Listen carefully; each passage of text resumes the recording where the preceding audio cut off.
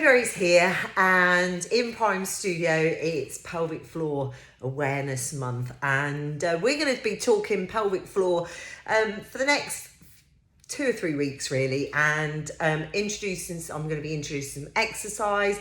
We're going to be looking at how we can improve our pelvic floor health, why we need to improve it if we are not doing those pelvic floor exercises already, and what that means to us as we get older and our hormones are declining. So that transitioning into menopause. So our pelvic floor does weaken. Childbirth doesn't help, but it doesn't matter whether you've had children or not.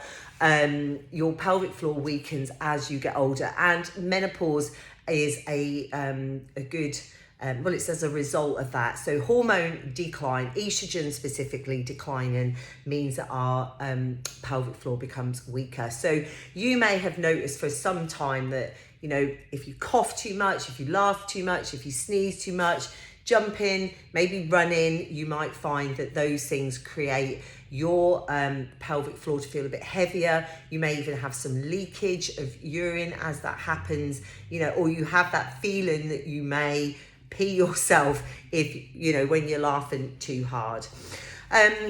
May also be things like, you know, thinking, you need to pee a lot, so that you are, you know, finding yourself going to the toilet a lot more.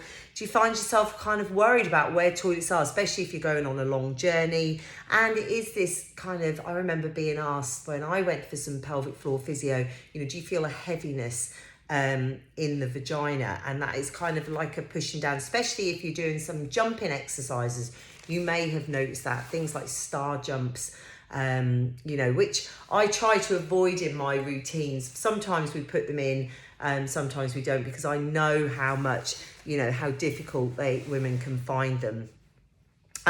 So declining estrogen really does weaken that pelvic floor, but also can weaken around the bowel as well. And that becomes susceptible to dysfunction, which, you know, can be particularly terrifying to women. So over 50% of women, when they get to 50 and beyond, may struggle with some kind of prolapse, and that is that lowering of the bladder.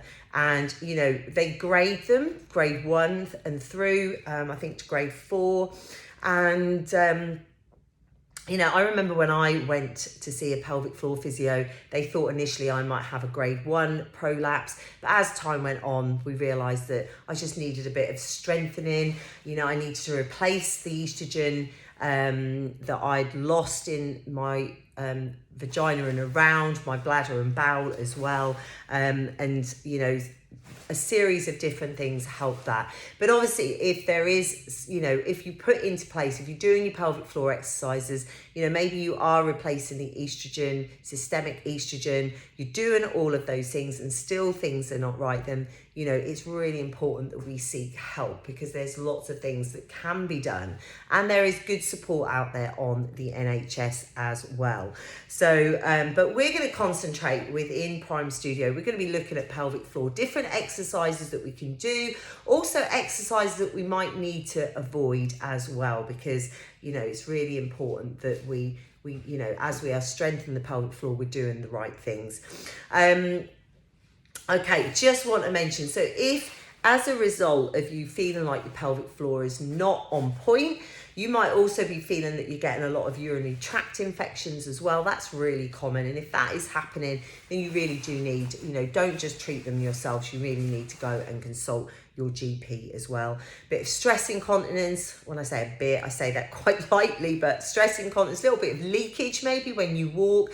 Have you already resorted to Ten a Lady? You know, those adverts on the telly, have they drawn you in? Or maybe you're feeling a bit panicky and thinking that that's something that you need to use to protect yourself, because there is nothing worse, is there, than being caught out and nowhere to go, nothing to do, you know, no change of clothes, you know, so yeah, that can be, you know, devastating for you and for your day ahead as well. Okay, so if you have any questions, pop them in the group. Over the next couple of days, I would like you, if you're going to take part in the pelvic floor challenge, which we're going to kick everything off really from next week. We are going to concentrate this week on, I'm going to put a couple of videos in around how you can find your pelvic floor, and also an app that you can download that can give you a good reminder of getting those pelvic floor exercises done. So just remember, your pelvic floor weaknesses, urinary weaknesses, is not all down to old age. Okay, it's not because we're getting older, and that's something I think we've been led to believe, or we have believed for such a long time.